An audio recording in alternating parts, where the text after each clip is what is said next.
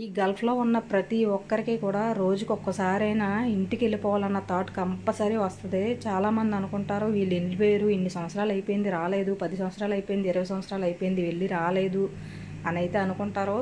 వాళ్ళు రాలేదు అంటే అన్ని సంవత్సరాలు బట్టి రాలేదు అంటే వాళ్ళకి అకామా లేదని అర్థం. అకామా ఉంటే 1 సంవత్సరానికో 2 సంవత్సరాలకు 3 సంవత్సరాలకు కంపల్సరీ ఇంటికి వస్తారు, మళ్ళీ వెళ్తారు.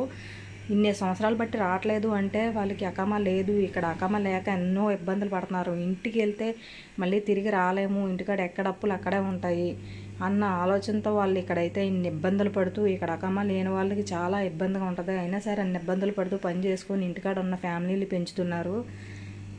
అంతేగాని వెళ్ళాలని అయితే ఎవరికి ఉండదో చెప్పండి. ఇది దేశం కాని దేశం. ఏ క్షణంలో ఎవరికి ఏమవుతుందో, ఏ క్షణంలో ఏమవుతామో అన్నది కూడా తెలియదు. అలాంటి ప్రాణాలు గుప్పట్లో పెట్టుకొని అయితే ఇక్కడ బ్రతుకుతున్నారు ప్రతి ఒక్కరూ కూడా.